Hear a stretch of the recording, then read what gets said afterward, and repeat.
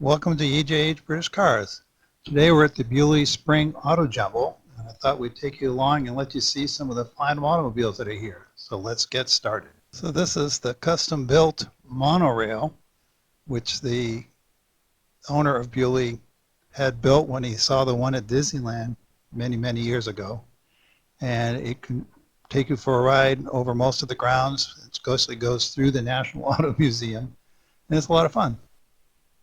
And here we are. We've just come through the entrance. This is the monorail on the right. You can see the monorail station where it's parked. And over here on the left is the restaurant facilities. And straight ahead, we're walking into the grounds.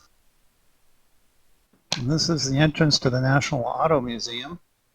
And there's also some other smaller exhibits around. And then this is the way into the main show field where the Auto-Jumble actually is. And here we are in the area that I think of as the Auto Corral. This is a 71 Stag, which should mean it's a Mark I, though it does have Mark II wheels on it. Quite a fetching shade of blue, black interior, wooden steering wheel. Looks to be in beautiful condition. I'm assuming that this has been restored at some point. It has a black interior, 4-speed, manual, with an overdrive unit, and it's for sale. And here is a Ford Prefect, I believe it is. My grandfather had a car almost identical to this, very similar color. It might have been slightly lighter. It's a flathead 4-cylinder. It's probably 35 or 40 horsepower. I think this one's a late 40s, very early 50s. But it brings back a lot of memories for me. I remember riding in the back seat with Grandma and Grandpa in the front, off to Morpeth to do the monthly shopping. It was a giant excursion to drive 20 miles. Here we have a later rubber bumpered MGB, Mercedes SL, a few other newer cars, and on the right here is a Rover 820 SLI, I believe. I really like this car. It's a beautiful color.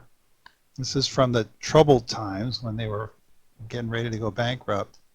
A stack of bolt-on wire wheels. I'm not quite sure what they fit, as opposed to using the splines and knockoffs.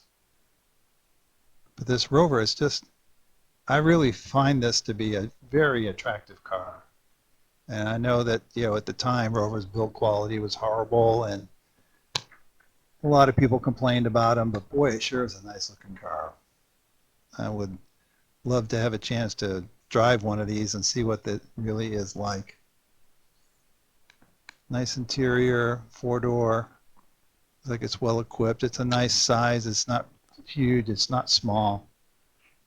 Just a nice car. And a nice looking TVR. I don't know what it is this year, but every car I really like is just a beautiful shade of blue. It is gorgeous and shiny. It's got sort of a cream colored interior.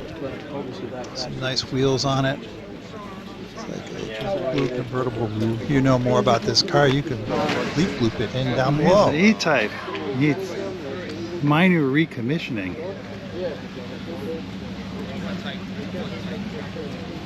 And it's still 35,000 pounds. As far as floor sills, boot floor.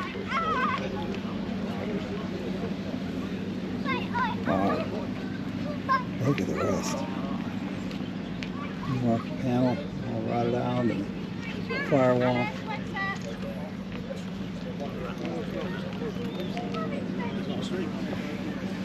Oh yeah. You can see the grass on the ground through there. Wow. This one's a little nicer.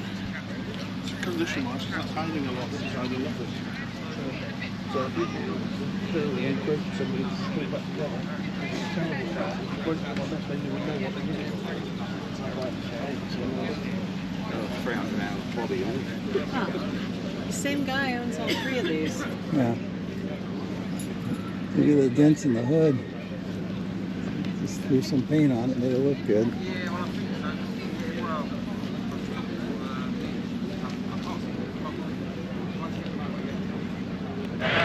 And here's the one end of the green field. And that's where the car corrals are. And there's one end of the red field.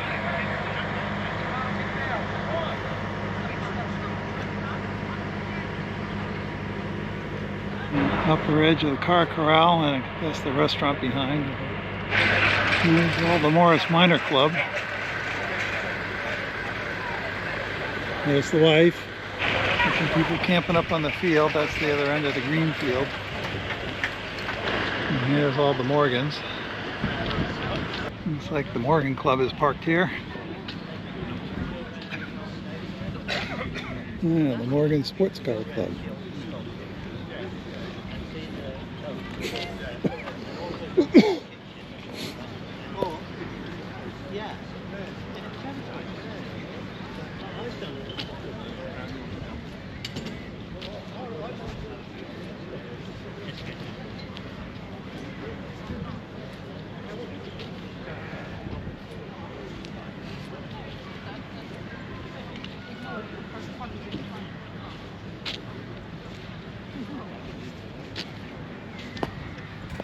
So Jane and I spent all afternoon walking through the field and going past all the vendors and looking at all the various new and used and hard to find and stuff I'd never seen before, parts. It was a pretty good show.